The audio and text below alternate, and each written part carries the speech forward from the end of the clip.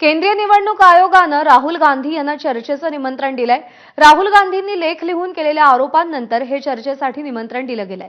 महाराष्ट्र विधानसभा निवडणुकीबाबत राहुल गांधी यांनी वृत्तपत्रांमध्ये लेख लिहून अनेक आरोप केलेले होते। निवडणूक चोरली असं ते म्हणालेले होते आणि त्या पार्श्वभूमीवर आता निवडणूक आयोगानं राहुल गांधी यांना चर्चेसाठी निमंत्रण पाठवलेलं आहे। आजच राहुल गांधी यांनी नागपूर दक्षिण पश्चिम जो मुख्यमंत्री देवेंद्र फडणवीस यांचा मतदारसंघ आहे त्या मतदारसंघातल्या मतदानावरून देखील आक्षेप घेतलेला होता। निवडणूक आयोगाला प्रश्न विचारले होते आणि त्यानंतर आता याआधी राहुल गांधी यांनी वृत्तपत्रामध्ये लेख लिहून निवडणूक पद्धतीवरती महाराष्ट्रातल्या विधानसभा निवडणुकांवरती जे प्रश्न उपस्थित केले होते त्या संदर्भात चर्चा करण्यासाठी केंद्रीय निवडणूक आयोगानं राहुल गांधींना निमंत्रण पाठवलंय। राहुल गांधी यांनी लेख लिहून अनेक आरोप केलेले होते आणि त्या आरोपांनंतर या चर्चेसाठी निमंत्रण पाठवलं गेलंय।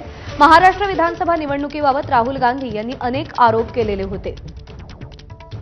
राहुल गांधींच्या या लेखाला आम्ही लेखानंच उत्तर देऊ असं म्हणत देवेंद्र फडणवीस यांनी देखील राहुल गांधी यांनी केलेले दावे लेखातूनच खोडून काढले होते। सोमेश कोलगे आपल्याला अधिक अपडेट देईल। सोमेश, काय भूमिका आहे केंद्रीय निवडणूक आयोगाची?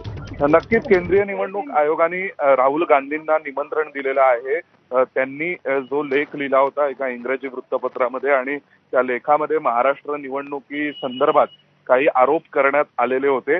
तर या अनुषंगाने यापूर्वी काँग्रेस पक्षाकडून ज्या काही चिंता व्यक्त करण्यात आल्या होत्या महाराष्ट्राच्या निवडणुकांच्या बाबतीत, तर त्याविषयीचा एक डिटेल्ड रिस्पॉन्स निवडणूक आयोगाने तयार करून काँग्रेसला पाठवला होता आणि तोच रिस्पॉन्स त्यांनी पुन्हा एकदा या संपूर्ण अनुषंगाने त्यांनी लिहिलेल्या आर्टिकलच्या लेखाच्या अनुषंगाने पुन्हा पाठवलाय आणि नंतर मग आता त्यांनी म्हटलंय की राहुल गांधींनी स्वतः कधी भेट द्यावी, निवडणूक आयोगाच्या कार्यालयामध्ये येण्याची तयारी दाखवावी। आम्ही राहुल गांधींना त्यांनी उपस्थित केलेल्या प्रश्नांची उत्तरं द्यायला तयार आहोत असं केंद्रीय निवडणूक आयोगाने म्हटलं।